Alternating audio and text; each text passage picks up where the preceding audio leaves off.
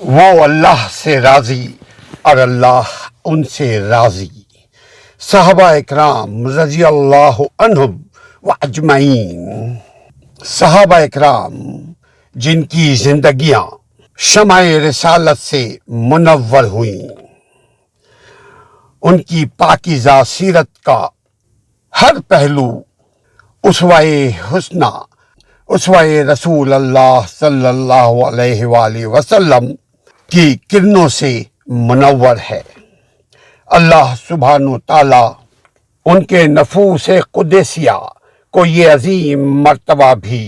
ملا کر ان کی دلاویز سیرت نگاری پھول عربی صلی اللہ علیہ وآلہ وسلم، شمع رسالت کے پروانے، آسمان نبوت کے چمکتے ستارے، گلشن محمدی صلی اللہ علیہ وآلہ وسلم کے مہکتے پھول، آفتاب رسالت صلی اللہ علیہ وآلہ وسلم،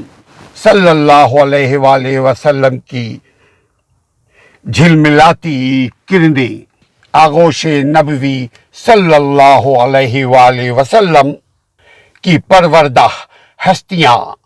اور درسگاہ نبوی صلی اللہ علیہ وآلہ وسلم میں تربیت پانے والے طلباء یعنی صحابہ اکرام رضی اللہ عنہم، جن کے سینے مبارکہ میں، جن کے سینوں پر انوار رسالت صلی اللہ علیہ وآلہ وسلم براہ راست ڈائریکٹلی پڑھیں، جن کی پاکیزہ سیرت، پاکیزہ صفات طیبہ کا تذکرہ قرآن مجید فرقان حمید میں موجود ہے اور دیگر الہامی کتابوں میں بھی صحابہ اکرام کا تذکرہ ڈائریکٹلی انڈائریکٹلی موجود ہے۔ رحمت العالمین، شفیع المتقین، شفیع المذنبین، خاتم النبیین، محبوب رب العالمین، قائد مجاہدین کی محبت بڑی آغوش نبوت میں تربیت حاصل کرنے والے وہ قدوسی نقوش جنہوں نے شمع رسالت صلی اللہ علیہ وآلہ وسلم کی روشنی اپنے دلوں میں جذب کی، وہ اسے بانٹنے کے لیے دنیا عالم میں پھیل گئے۔ وہ تھے صحابہ اکرام رضی اللہ عنہم، جن کی ابتدا ہم ابو بکر صدیق رضی اللہ عنہم سے کرتے ہیں۔ پھر گلستان بہار آ گئی اور چمن پھر چمن مسکرانے لگے اور چمن کا چمن مسکرانے لگا۔ صدیق اکبر رضی اللہ عنہم کو دیکھیے کہ ابھی اسلام کا آغاز ہی تھا، شروعاتی اسلام کے شروع دنوں میں مکے کی بستی کافروں سے بھری ہوئی تھی۔ حضرت ابو بکر صدیق رضی اللہ عنہم حضرت محمد عربی صلی اللہ علیہ وآلہ وسلم کی محبت سے سرشار تھے۔ آپ صلی اللہ علیہ وآلہ وسلم سے ابو بکر صدیق رضی اللہ عنہم التجا کرنے لگے کہ اے محمد عربی صلی اللہ علیہ وآلہ وسلم، مجھے اجازت دیجیے۔ ابو بکر صدیق فرماتے ہیں نبی کائنات صلی اللہ علیہ وسلم سے کہ مجھے اجازت دیجیے، میں لوگوں میں اعلانیہ آپ صلی اللہ علیہ وآلہ وسلم کی رسالت کی اطلاع دوں اور آپ سے فیضیاب یعنی محمد صلی اللہ علیہ وآلہ وسلم کی زندگی طیبہ سے فیضیاب ہونے کی مکیوں کو دعوت فکر دوں۔ آپ نے فرمایا، محمد صلی اللہ علیہ وآلہ وسلم نے فرمایا، اے ابو بکر صدیق، اے ابو بکر ذرا صبر سے کام لو، ابھی ہم تعداد میں کم ہیں۔ حضرت ابو بکر صدیق رضی اللہ عنہ پر غلبہ حال طاری تھی، محبت کا غلبہ، نصرت کا غلبہ، ایمان کا جذبہ طاری تھا۔ پھر ابو بکر صدیق نے نبی رحمت العالمین صلی اللہ علیہ وآلہ وسلم سے اصرار کیا کہ اے حضور، اے حضور، اے حضور حضور صلی اللہ علیہ وسلم، ہمیں اجازت مرحمت فرمائیے، میں آپ کا پیغام، اللہ کا پیغام، رسول کا پیغام اللہ کے بندوں تک، رسول کی امتیوں تک پہنچاؤں۔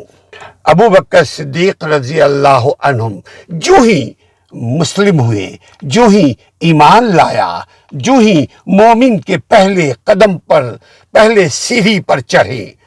آپ کے اندر سے خوف و خطر نکل گیا۔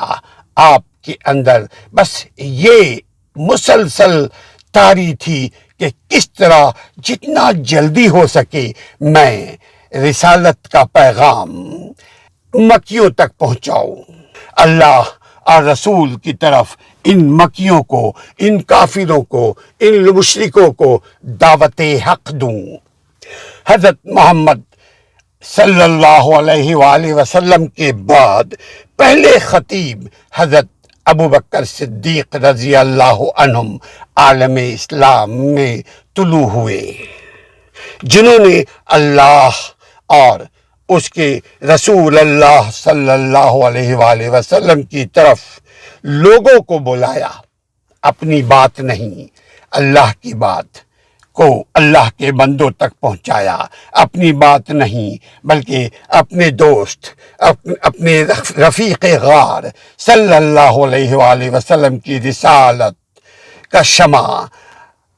اس اندھیرے میں جلایا۔ مشرکین مکہ آپ پر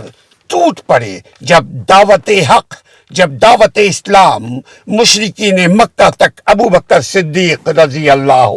عنہم نے پہنچایا تو مشرکین مکہ ان پر ٹوٹ پڑے اپنی پوری طاقت و توانائی کے ساتھ، اور اس قدر پیٹا، مارا پیٹا کہ آپ بے ہوش ہو گئے۔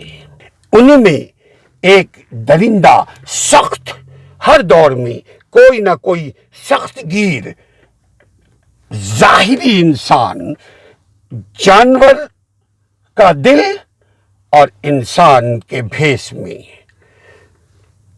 ظالم، وہ ظالم کہلاتا ہے، وہ بے انصاف کہلاتا ہے، وہ ناانصافی کا،